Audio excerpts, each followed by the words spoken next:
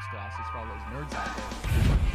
The Thomas Bryant jockstrap, get him out of here! How does that not indicate to you, like, hey, sometimes, like, these prospects are awesome? Donald, get back! They snatched that chain, boy. Get back! What's all gonna do about it? Popeye snatched that chain. Get back! We want that snack wrap. They got 3 flavors. Y'all got 1. Get back! Welcome on into the Big Factor, everybody. Pat McGuire, Jack O'Rourke, Rob Watson, right here on the Big Play Sports Network, presented by FanDuel. Guys, it's another beautiful Tuesday here in beautiful Cleveland, Ohio. We're talking Browns. I mean, it's off season already. Can't believe it. You turn the calendar to 2026. Pretty much immediately, it's Browns off season. Jack, Rob, we got a lot to talk about. We got a really good guest today as well. Don't spoil it just yet, but we got a really good guest to talk Browns as well. Got head coach Kevin Stefanski was fired, Jack. You got a lot of news coming out here for the boys. Where do you want to start with it? Do we go into it? I mean, we talked a little yesterday. I'm thinking, like, Should we just bring on our guest? I mean, Pat, you know a lot about football. Rob, you know a lot about football. We got And, someone who knows I way might know more. Yeah, we'll just bring him right on. If you take all 3 of us combined, put all 3 of our heads together, multiply it by 17, and throw a little bit more athleticism in our bones and our bodies, you might one day be Garrett Gilbert, folks. Wow. Bring him on. Bring him here, on folks. in. The Garrett Gilbert, Former Cleveland Browns quarterback, Dallas Cowboys starting quarterback. That's always a pretty cool thing to say about someone. Texas legend, SMU legend, Garrett Gilbert. Garrett, how are you doing today? Oh, we might have got you muted. There we go. All right, I'm on. I'm doing great, guys. How are you guys doing? We're doing pretty well. I had a good little pre-show talk with you. So first thing we wanted to ask you about, big news dropped in Cleveland yesterday. Kevin Stefanski fired by Andrew Berry and Jimmy Haslam. He's immediately named like top of the mill, I guess, coaching candidate for a couple other teams. I think it was New York, Tennessee. Who was the third one that came out was interviewing Kevin? Giants, Was Tennessee. it the Falcons? And the Falcons, yeah. So a couple already interviews scheduled up for Kevin. What'd you kind of make of the news breaking out of Cleveland? I mean, it's hard, right? I'd be curious to know from you guys' perspective what, like, I know that there was a lot of frustration with this season overall, but there was also some positives, I think, towards the end of the year with a roster that frankly was not great. I mean, I think you guys would probably agree with that, right? The offensive line was not in a good spot, and I know it was hard to watch it sometimes, but on the other side of that, I mean, Kevin's been there for 6 years, and we had a little success in 2020 in 2020, right? And then after that, it's kind of been sort of downhill since then. So I understand wanting to make a change. I also can see from Kevin's side of it, he was sort of dealt a tough deck when you put so much money into a quarterback that hasn't played in 2 years. So I don't know. I'm kind of talking out of both sides of my mouth here, but I think you can probably make an argument for both sides. And I do see why he's going to be a pretty well sought after coach. I mean, he's had success offensively, kind of done, a lot with a little at times. And boy, if I was him, I'd want that Atlanta job. Yeah, Garrett, you say you were talking out of both sides of your mouth, and I feel like a lot of us have honestly done a lot of that too. Like I was a guy, but listen, the frustrations have been there for a long time. It's easy as a fan to be frustrated about certain things. It's been a laundry list of the things, but you can nitpick that with any coach. Like there's no perfect coach in the NFL. And to Kevin's credit, the only playoff games I've seen in my lifetime were with him as a coach. But the main thing that really got it to where we are is you have the 3-win season. Most coaches usually that's strike one. Then you go into what was really kind of just a jumbled mess this year. And a lot of the things between these last 2 years for why I think fans were just upset was the constant how he is he's a very reserved guy. He's not going to say much. And then just not explaining or showing what why you're making your decisions. And then that mixed in with everyone wanted to see who the best quarterback was. Everyone felt it was a certain guy. We saw a lot before that, and then regardless of statistics, you could point to some and say, oh, well, maybe Shedeur Sanders wasn't the best quarterback. You could point to some where it says, oh, well, he threw the most yards, he threw the most touchdowns. Bottom line was he had the most wins. We wanted to see more of that the whole season, and we thought we might have had a chance to win some more games before. Mix that in with the continued offensive struggles. Like, this offense has been awful for 2 seasons. Like, I think that's mainly why. And I think it just ran out of, the players still loved him, but I think people kind of just got sick of hearing the same thing. And sometimes you just need a refreshing, a new change. I completely agree. And you know, I always get tired of seeing the coaches on such a short leash. You know, guys who are given 2 years, or I mean, like this may not be the best example, but Pete Carroll given 1 year in Las Vegas. I mean, that was obviously a complete dumpster fire, but you know, I mean, 1 year is not enough to turn things around. Now, you know, you could have said, well, maybe they should have drafted better and not given, you know, Ashton Genty 5 garbage cans to play behind. But you know, I mean, it's tough, and there's a whole lot of components that go into it. And I think that's what you're getting at here is, you know, it's hard to say, you know, where most of the blame lies. And honestly, I mean, you know, I don't know if Andrew Berry is probably in a position where he wants to save his job. It was kind of like, hey, you're going to have to make a move. And so I think that's probably where they're at. And I think you're probably right that it's fair to say it was time to it's fair to say that it was time for a breath of fresh air in some regard. Yeah, it definitely is in a way like what came first, the chicken or the egg, when it comes down to both of these guys and who was the one who got the blame pinned on them. Like, obviously, if you come out of 2 seasons in a row with 8 combined wins, like, you're going to have to lop off a head somewhere. Like, that's just how sports works. That's how it works. You have to feed fans something, right, to show that we're going to take the step forward. In a way, though, I feel like you take Kevin's offense from last year, like clearly it wasn't good enough. Like the Jameis year, like we had some fun down the stretch, like didn't quite really win a lot of games. Wasn't him calling the plays though? I know it wasn't, but like you gotta think, okay, we gotta go into the draft and get more, right? You trade back and you go D tackle linebacker, and I understand you got a great running back in the 2nd round and a tight end in the 3rd round, but like I can't even really justify that Andrew Berry did enough from last year to this year to give Kevin a fair shot to even, like, I know it's not the same thing as taking over for the first time, but like I view the Deshaun thing as a reset in a way, you know, like when that happened, you're done, you're rebuilding. He kind of didn't really get much more to work with in year 2 post Deshaun. Yeah. Let me ask you guys this. Did you guys know the offensive line was going to be a problem going into this season? Like, was that kind of a known issue? Yes. I think so. Like, I think DeJuan Jones looked good at right tackle at moments throughout his career. I think especially his rookie year. But, like, asking him to start at left tackle, that was always kind of a question mark after he was hurt last year. Like, right tackle's been whatever for a bit because Conklin can't really stay healthy. Like, they've had those issues on the O-line. We said it with Ryan because he was much more optimistic on the team coming into the year, but we said it was a bunch of ifs, and a lot of those ifs had to break right for things to work out. We had 2 tackles with a known injury history, one guy who was never a left tackle. Joel Bitonio, whose back was like, we didn't even know if he was going to play this year. He's still he was still Trooper. our best O-lineman, but he's clearly not the same player. We had Ethan Poaches, who honestly was not the best. He was okay. He showed some promise. And then Wyatt Teller, who we assumed was going to be our best guy, but we were put in so many more passing situations versus how before we could just beat up on teams and run. Yeah. So it was a lot of hopeful wishing and thinking, but we didn't expect it to be this bad. Like, if you told me to name the 5 guys that were going to be playing at the end of the season, I would have been like, if you're telling me that, we won 0 games. So. Well, and I think, I mean, to your point, Jack, like it's hard to field a team when it's hard to field a successful team that's not built from the inside out. I mean, let's look at the Browns from 5 years ago. I mean, the offensive line was the strength of the team. The defensive line was very good.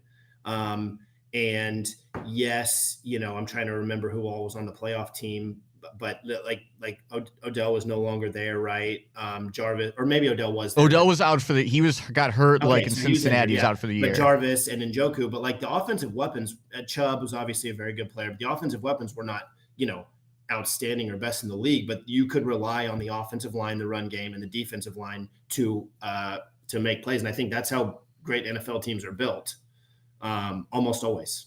So I wanted to ask you, because I think one interesting thing that shakes out of like a coach firing is like you see a lot like the week or after the game on Sunday, the last game, Shelby Harris comes out and says like Kevin Stefanski is my favorite head coach I've ever played for. Like I would go to bat for that guy. Like I want him back. And then like a couple of guys, no one came out yesterday and said like, oh, Kevin Stefanski stinks. But there was a couple of like, yeah, I think we need a leader who shows emotion and holds guys accountable. That was Delpit. That was Delpit who said that. Yeah, Garrett, like I think 2 of them. Yeah. Yeah, no, I mean, there's a couple of guys that came out and said stuff. Like, do you?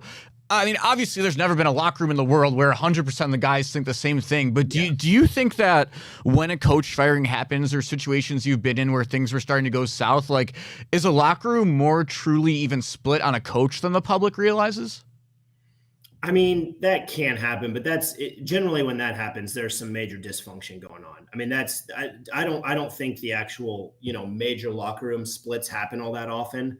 What I think is, once a coach is fired, it's a little bit easier to pile on and say, I mean, even to, the Delpit quote that you just shared, like, that stuff maybe frustrates you a little bit during the season, but that's not why you're losing. That's not why you're losing football games, is because the coach isn't showing enough emotion. And I get it. I mean, it's easy to look back and say, man, I just wish you would have lit a fire under my ass a little more, or I mean, those types of things are easy to point at and say, yeah, I'd love to have that, but I don't think that that's the reason that guys are winning and losing games. It's a whole lot more than that. But to your original question, the locker room splits, I've seen one or two of them, and they're not great, but it's not like that's like an every year where you're not making the playoffs and the locker room split on, the entire coaching staff and those types of things.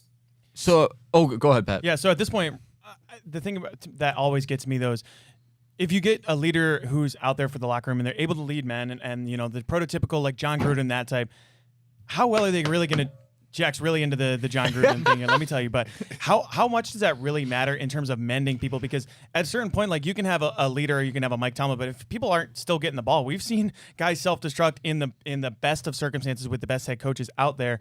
How do you kind of balance that one, or how would you balance that one as a head coach, especially here in Cleveland? Yeah, I think ultimately, well, I mean, it's a really good question. Honestly, I think that you have to have that balance. I really do. I think that the in the NFL, sure, there's roster disparity, but I think the ultimate difference maker, and I think what you're seeing is most of the teams that are left at the end of every season are the teams with the best coaches, and I say best coaches in terms of X's and O's, not the teams with the best rah coaches that are able to be a great leader of men. And I think that's important, and I think there's a place for it. And I think you can be a head coach that is a delegator and is a, rah leader of men, motivator type guy.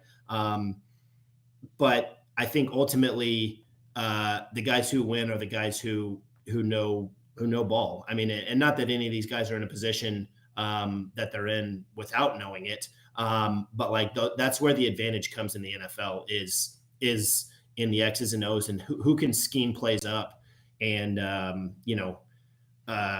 get guys. I mean, look at Sam Darnold, man. I mean, his career was over, right? His career was over in New York. His career was basically over in Carolina. And then he falls into that situation last year in Minnesota with O'Connell, who everyone says is such a great coach. And I think he showed that he has, and he was successful. And then he goes and plays for Kubiak this year, and he has even more success. I think that is such a huge part of it is X's and O's, the right fit, or X's and O's, but then also the right fit. Like what coach can get the best out of his guys and make them help them to succeed and be the best that they can be. Yeah, we got to ask you, of course, because, I mean, there's no one who could give us a better opinion than we've had on the show so far. The Browns quarterback room may have been the most adventurous journey I've ever seen. That was a ride. That was a roller coaster. I've never talked quarterback more in my life, and trust me, it happens a lot here usually. But I don't even know if you have anywhere you want to start. Maybe thoughts on Shedeur Sanders. That's probably what the people want to hear the most. But the whole season was just truthfully exhausting if you really think about it. But yeah, I mean, yeah, it was exhausting all the way back to the draft. And I mean, I think you guys talked about it, like drafting two quarterbacks is somewhat, I mean, I don't know, insane, crazy. Like, especially when, as you guys, pointed out, there were places where the team could have and maybe should have improved other than that. And so having those two young guys and kind of letting them fight it out. And obviously then, Flacco's named the starter and that lasts 4 weeks and then you trade him to a division rival. That's a lot to unpack. I think ultimately looking back on it now, it is, and I don't want to, necessarily give too much credit to the coaching staff or the management side, but like it's super easy for us to say, man, Shedeur should have been playing the whole time. But like there was examples in preseason, like he played great in preseason 1, if I remember correctly. And then it was either 2 or 3 where it really didn't look very good, right? Like he took a bunch of sacks. He kind of saw the stuff that maybe led to his fall in the draft because he was holding on to the ball too long. He was taking a lot of sacks. So it's hard for me to say like, yeah, 100% Shedeur should have been the guy, regardless of the fact that he did absolutely play the best among the quarterbacks that Cleveland put out there on the field this year, because we don't really know what went on behind closed doors. And I think it's super easy. For me, I'm always, and now they didn't have the freedom to do this, but like I'm always a fan of letting rookies wait. And Dylan Gabriel kind of got thrown to the wolves there maybe before he was ready. And I mean, listen, there's a part of me that might be like, even those 4 extra weeks that Shedeur had as the backup, where he was getting some of the mental reps and, you know, not playing, but getting some of the mental reps, those were probably huge for him. So I think it's a kind of a tough situation. Although again, when you're a frustrated fan base, I can completely understand like you want to say, why wasn't this guy playing the whole year? Now, on the other side of that, I mean, you guys pointed out earlier, like, you know, some of the stats weren't like the best in the world during his time, but ultimately they were winning games, right? Which they weren't doing earlier in the season. So how difficult is it? Like you were put in a position in your career multiple times where you had to walk into a building and basically start out of nowhere, like just pick up a system, go, next thing you know, you're playing in the NFL, like, hey, on the big Sunday, you know, the thing you dream of as a kid. Like, how tough is it for a rookie, whether it's Dylan, who wasn't getting all the reps immediately when Joe Flacco was here in camp, and I know Dylan split some of them to eventually become QB1. Shedeur wasn't getting any. Like, how difficult is it truly to like not get those reps or not truly know a system and walk in and be like, here, kid, take the keys? Very. Like all these guys are coming from a place where they're in college and they're taking probably every single rep every week, right? Just like the starting quarterback does in the NFL. And so they're doing that for, you know, in Shedeur's case, what was he, a 4-year starter, you know, before he left Colorado. And to go from that, and as a kid, by the way, to learning a sophisticated NFL offense wherein, you know, the defenses have become, that they're far more multiple than what you see in college.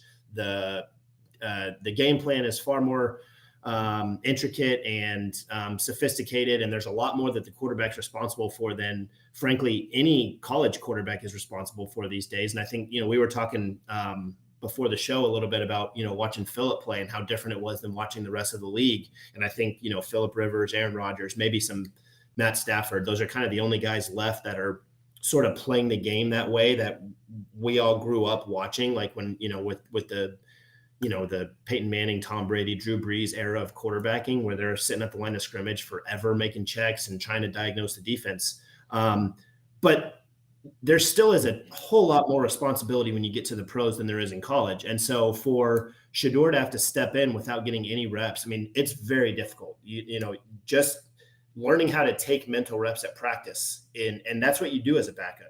That's all you get. You get mental reps and that's it, because the starter you only get to run like, so let's say each game plan has, I don't know, 150 plays in it. You'll have some that are like week in, week out staples. You'll have some stuff that's going to be in every week, no matter who you're playing, because we're really good at this play and we can run it versus any defense.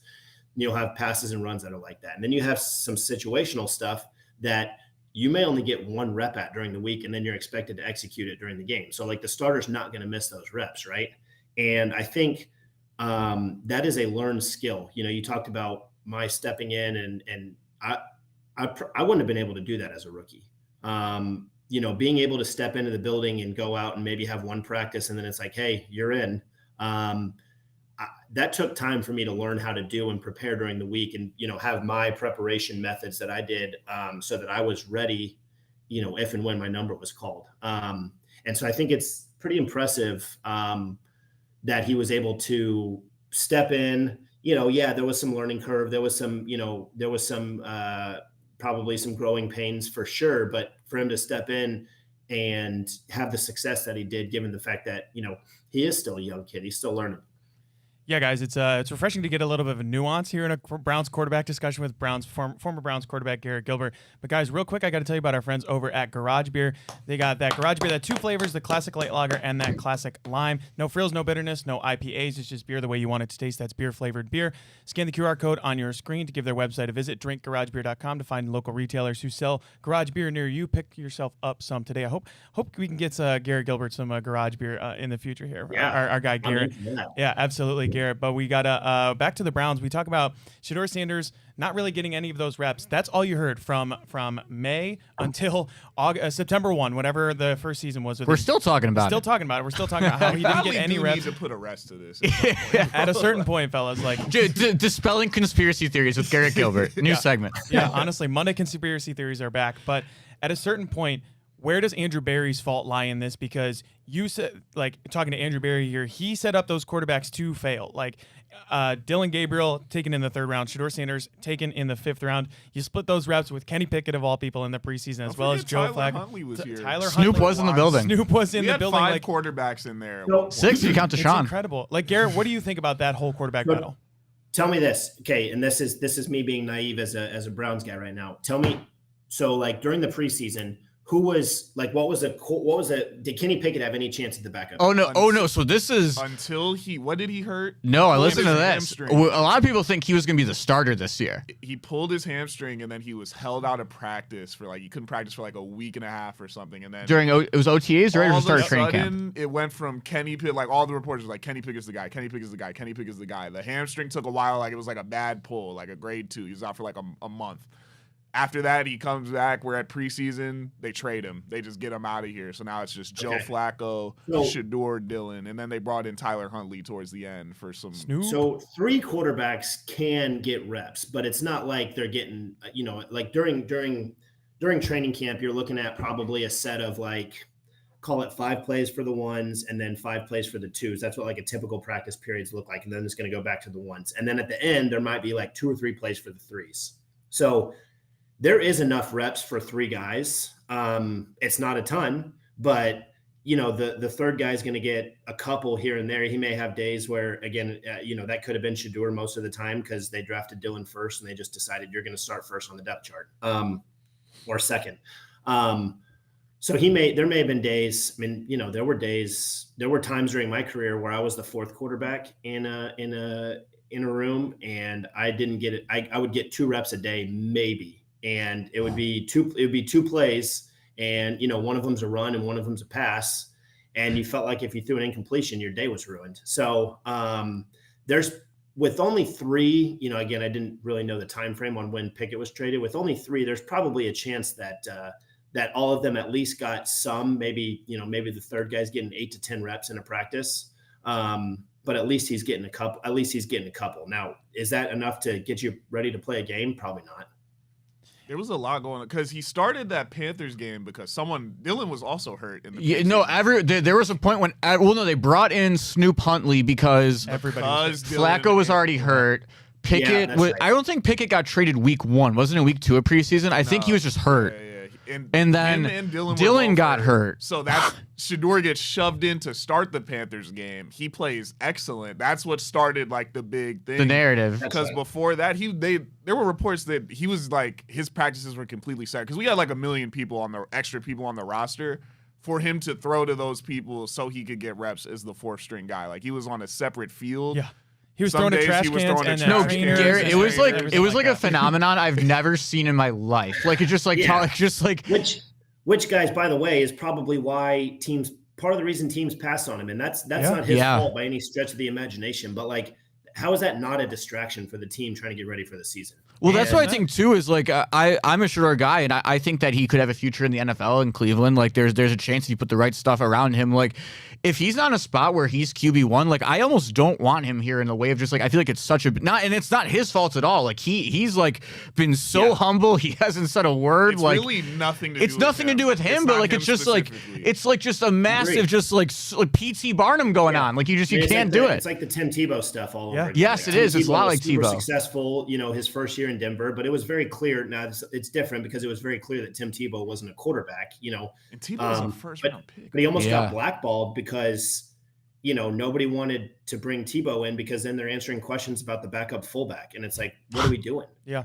Yeah, he played tight end for the Jacksonville Jaguars at one point. So- That's one of my favorite things. But, Garrett, we pivot over to where the Browns are going to go in the draft because the Browns, they won the 2 final games of the year. Had they lost both of those games, they're sitting at number 1 overall. They could have had their choice of Fernando Mendoza or Dante Moore if he does come out, declare for the NFL draft. How much stock do you actually put into these prospects and especially draft position towards the end of the year? How do you balance that with those final 2 wins of the year for Kevin Stefanski for this Browns organization? Well, for number one, the guys that are in the building do not care about the draft position one bit. The coaches probably don't either. Maybe they should, but they don't. That all comes from upstairs ownership and management. And so it's hard to the Giants, I saw a meme just on Instagram this morning of the Giants. They look like the Dynasty Patriots every time they have a game to get the number 1 pick. Incredible. And but again, that all comes from upstairs, and not that it's not important. I mean, the difference in the number 1 and the number 2 pick is huge in terms of what you could get for it. And I say that because you mentioned those 2 quarterback guys or those 2 quarterback prospects, which I think both of which are good players or have a chance to be good players. But quarterbacks to me are like flipping a coin, and I just would not, no matter who it is, I just would not want to put the number 1 pick on a coin flip. So I think if you're, again, and this is either an Andrew Berry or a Kevin Stefanski quote from my time in Cleveland. And he talked about his method of roster building, and actions sometimes speak louder than words. So I don't know that this is held true for his entire stint, but he talked about always wanting to be a quarterback away. And I think the perfect example of that is how the 49ers built their roster. Like, they drafted Brock Purdy with the very last pick, but the rest of the roster was absolutely rock solid. And if you miss on the quarterback, sure, you're, maybe in a little bit of trouble. But if you hit on it, then you're the Vikings of last year or the Seahawks of this year, where you're not paying a quarterback a ton of that salary cap money, and you haven't wasted draft capital on that quarterback. And you've got a team built around a guy who maybe isn't Patrick Mahomes or Josh Allen, but can win you a lot of football games. So my thought is this: it's probably stinks as a Browns fan to not be the number 1 or number 2 pick, but I think you guys are also in a position now where you can go get the help that you really need and not feel like everyone's going to look at you like, what a bunch of idiots for not taking a quarterback. I just looked at the one mock draft, and I don't know if this is kind of standard across the board, but got the Browns taking Goolsby, I think. Is that his name? Goolsby from Texas, the tackle. Yeah. And I think that's a great place to go. Like, if he is the bona fide offensive tackle, then that's where you want to go get help, because that was a problem, right? And so go fix the interior so that you can run the ball and give Shador, if in fact, you bring in a new coach that says this might be our guy, give him some help to make his job easier.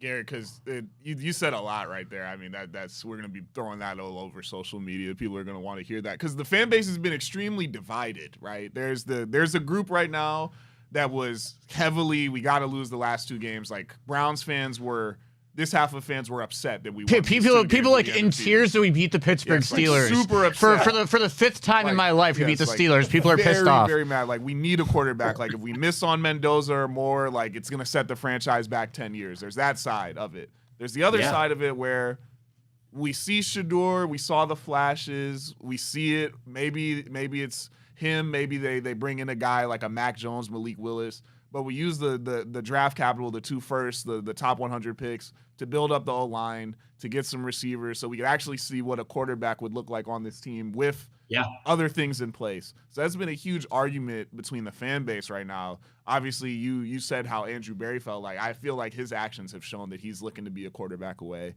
Do you think it's smart to lean into Shador and seeing if we could fix the O-line, get some receiver help, or do you think it would be something they should look into and trading up and maybe costing yourself that extra first and maybe a pick another year to try to move up and get a quarterback? The most ideal situation to me would be to lean into Shador and get help everywhere else. That is the most ideal situation. I know, Jack, you said you're a Shador guy. I still frankly don't know yet. I don't know if I am. But That's not to say that there aren't other guys like Mac Jones or Malik Willis out there that could be cheaper and help the team win, and you could get guys. I said this earlier about quarterbacks, and I do truly think that, but I really think almost all draft picks are like coin flips, right? Like you're flipping a quarter and you want it to land on heads as many times as you can. And the Patriots were masters at this back in the day. It was like they trade back every single year. And I'm not saying that you need to do that, but the more times that you flip a coin, the more times you're going to get it to land on heads and the more good pieces you're going to get to help build the team. And so I don't think it's the worst thing in the world to not be number one, other than the fact that, you know, you might have a chance to get some more assets for it. I just think that I point to Genty again. I think Genty is a really good player, but how in the world is he supposed to have a chance?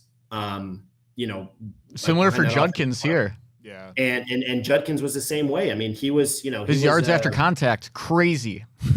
but exactly. But when you're turning negative 2-yard plays into 3-yard plays, that's not doing the team any good. Yeah. So I think that's where, like, ideally lean into Shedeur. If you do not feel that Shedeur is the guy, if the new coach comes in and says, hey, we need a veteran guy, and that's fine probably. I mean, listen, does that probably create another distraction? Yeah, but like you can do what the Colts did with Daniel Jones and what the Seahawks have done with Sam Darnold and get a guy that's maybe a little bit cheaper and more salary cap friendly, and then build the team from there. So not that there's by any means one way you have to go about and do things, or there's one kind of coaching strategy that is just superior to all, because every coach would be the exact same if that was the case. But you got the chance to be with one of the greatest coach and quarterback combos of all time with Bill Belichick and Tom Brady. Like, as we're going for our next coach and QB combo, like, what are the traits you saw out of those guys, or like maybe things that separated those two from your time with them from maybe other stops you had in the NFL? I hear Bill Belichick might be perusing NFL opportunities, by the way. Just saying. You'd have to have Jordan Hudson as the assistant. Hey, she can be the GM. We'll move AB up to president operations, and we'll run. Yeah, I'm gonna pass. You know, what I really think that Bill did, Bill and Tom, because Tom was obviously a huge part of that. If not, you know, I mean, we could sit here and argue who was the bigger part of it forever. But you know, what I think Bill did a really, really good job of was a couple things. Number one, he was absolutely phenomenal at getting the players prepared to play the game. I thought my time in New England, I was a better prepared player than I was any other time in my career, in terms of just how much information I was given, and then how he had this way of, like, on Tuesday and Wednesday, we'd go in there and he'd make this opponent out to be the greatest team you've ever played. They're really good at this. This is what they have, awesome corners. They do this. And then Thursday and Friday, he would absolutely tear them down and say, this is how we attack them. This is where they're weak. This is how we beat them. And you felt so confident going into the game because you felt like you had all the tools to succeed in who you were going to attack. And I think Tom was really, really good at processing that information. Tom would get that information and he would say, okay, this is part of the game plan. So when, you know, Tom was always appeared to be so calm in the pocket, right? Because he was so well prepared that he might not be throwing to the first read that's on the diagram, but he's throwing to the first read, like, based on what he knows about the defense that we're playing. So he's back there, like, just playing catch with the guy because he knows who's going to, you know, most of the time he knew who was going to be open before the ball was snapped. And that makes a huge difference. So that was one thing that Bill was really good at, was preparing us, you know, getting us prepared. Number two, what he was really good at was, well, obviously I mentioned the, you know, the drafting and that, you know, their willingness to move back and get more good players at better value. But number two, what he was really good at was, within that, he was really good at, he always talked about, you know, don't tell me what guys can't do. Tell me what they can do and we'll find a role for them. And I think he was really sharp at finding, you know, I mean, it was kind of like there was some, not misfit guys, but like the Patriots, other than Randy Moss, never had like a world beater elite number one receiver, but they always had success because they were really good at, what did Julian Edelman do well? Well, he was going to get open over the middle versus zone coverage, and he was really good at running routes versus tight man-to-man from the slot. So, like, we're going to put him in that position 30 times a game. We're not just going to put him out there to run a route that we know he can't do. We're going to put him in the position to be successful. And so I thought he was really good at that. And then lastly, he was better at and this falls into the preparation point, but he was better at situational football than anybody I ever played with or played for. It was, special team stuff was more important. Into game situations, into half situations. He was way better at the last 2 minutes of the first half and the first 2 minutes of the second half, or the, last four, first four, as some coaches call it. Like you could, they were the first ones to focus on getting 10 or 14 points before the other team's offense even could step on the field. And I think all that stuff is just the little parts of the game that a lot of people don't pay attention to. More so now that analytics has become popular, but that was a huge advantage for the Patriots for 10 years. Yeah, Garrett, the thing I hear you talk about with the Patriots is they had synergy all the way from top to bottom, from the owner to the GM to the head coach to the quarterback, all the way on down. That's how you have success in this NFL. The Browns, they had that a little bit in the beginning of the Kevin Stefanski era, I would say, with Andrew Berry, Paul DiBodesta even. He was still in there making those decisions with Jimmy Haslam. Now we've got a little bit of a power void. You could see it kind of in the 2025 NFL draft that there was one quarterback that one guy wanted, one quarterback that the other one wanted. Where do you kind of go from here if you're the Cleveland Browns, trying to establish a little bit of order and a little bit of synergy where everyone's on the same page moving forward as an organization? Well, I think so. They've said, I think they said that Andrew Berry is in charge of the head coaching search, right? Like it is his guy to hire. And I think that absolutely shocked me. I think that's huge, number one. I really think that's big. I think for Jimmy Haslam to step back and say, this is your guy to hire, I think that is big time because that does create an opportunity for synergy. Again, I don't necessarily feel like bringing the quarterback in and saying, hey, we want you to be a part of this hiring process. But I do think it's maybe important for, if you do think Shedeur is the guy, to sit down with him and say, just let him just let the head coach talk with him before and make sure that is a decent fit, because I truly think that head coach or whoever it is, if it's an offensive play caller, I think that fit between those two guys is enormous. So I think the biggest thing is what they've already done, put the GM in charge of it. He's the guy making the football decisions, big picture. And of course that could go spectacularly wrong. And then Andrew Berry's, his job's on the line, but I think he probably knows that already. So I think that's the biggest thing, is to create that synergy. You need, like you said, everybody on the same page from top to bottom. And really, me personally, I think that starts at the GM. I don't think it starts at the owner. I think the owner needs to be the one who is he hires the guys and then he gets out of the way, because I really think that I really think that the owners getting too involved creates problems at times. And I think that let the football guys do the football jobs. Garrett, I'll ask you this because it's been a lot of names getting thrown out there. I'd like to know if you have an opinion on who you might like out of any of these names. A lot of names that have been thrown out so far. You got Brian Flores, Chris Shula, Robert Saleh, Mike McCarthy, Jim Schwartz, Clint Kubiak, Mike LaFleur, Matt Nagy, a couple to throw out there that are supposed to be towards the targets for the Cleveland Browns. Do any of those names jump out at you who you think might be someone who could come in here and fix the culture?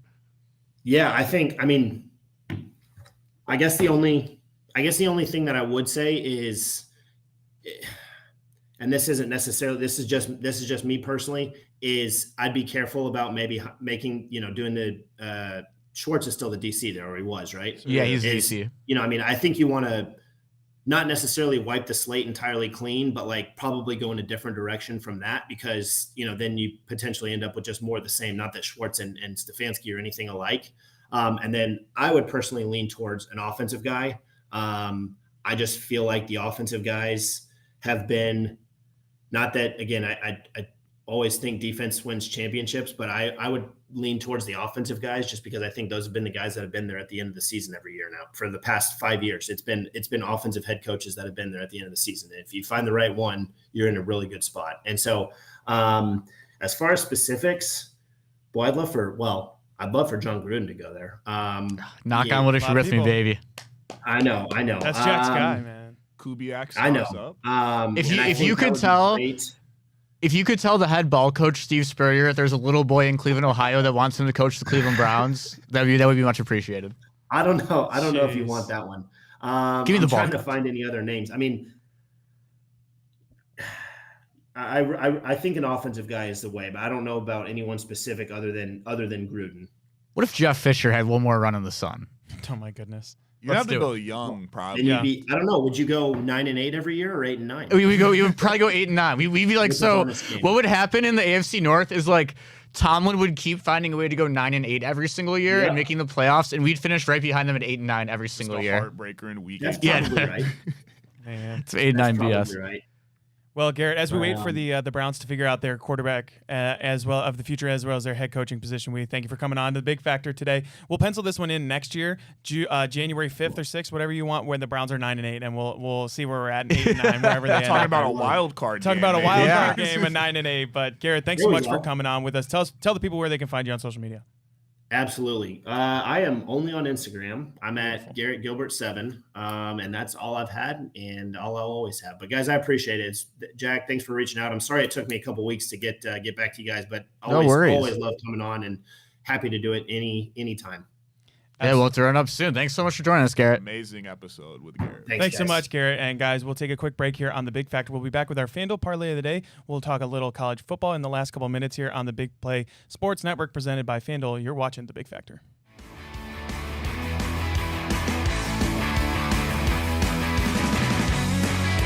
Appreciate it, guys.